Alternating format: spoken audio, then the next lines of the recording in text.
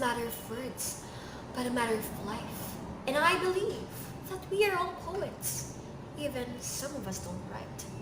For we breathe in experiences and reveries, while we breathe out through writing and through reminiscing memories.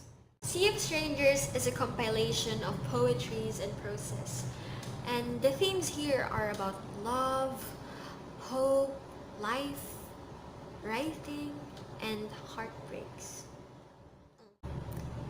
My chosen literary piece is Sea of Strangers by Langleaf. And I actually met the author herself during her book signing event here in the Philippines on June 25, 2017.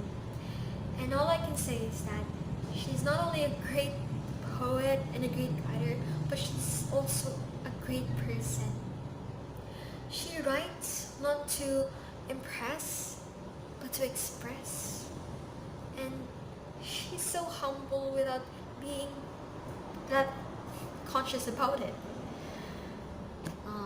Good days. And this is to let people be aware that through deeper understanding, we could appreciate more poetries, more prose, and more literary works, even in today's modern generation. The literary approach that I use here is reader's response. This means that my experiences can affect the text, and I have the authority to have the interpretation depending on my experiences. I have experiences.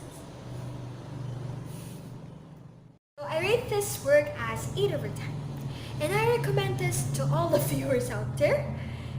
If there's any viewers at all, I can say that once you read this book, you would reminisce memories, emotions that you experienced even in a long time ago. And you're gonna experience new emotions that you've never felt before. And there's a certain bond that you can create with the words, with the author, and with yourself. And I just read this book in just one sitting. So I'm sure that you viewers out there, and again, if there are any viewers at all,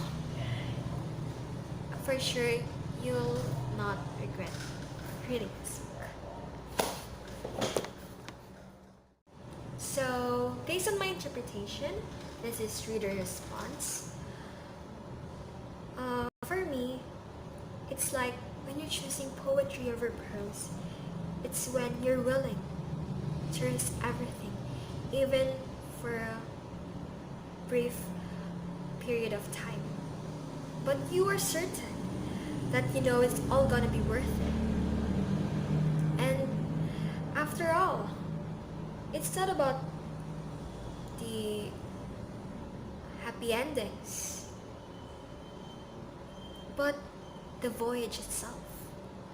And sometimes, new beginnings are disguised as painful endings.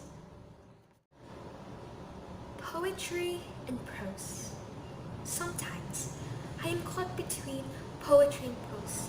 Like two lovers, I can't decide between. Prose says to me, let's build something long and lasting. Poetry takes me by the hand and whispers, come with me, let's get lost for a while. So this video will not be possible if it wasn't for the subject itself, 21st century literature. So what is 21st century literature?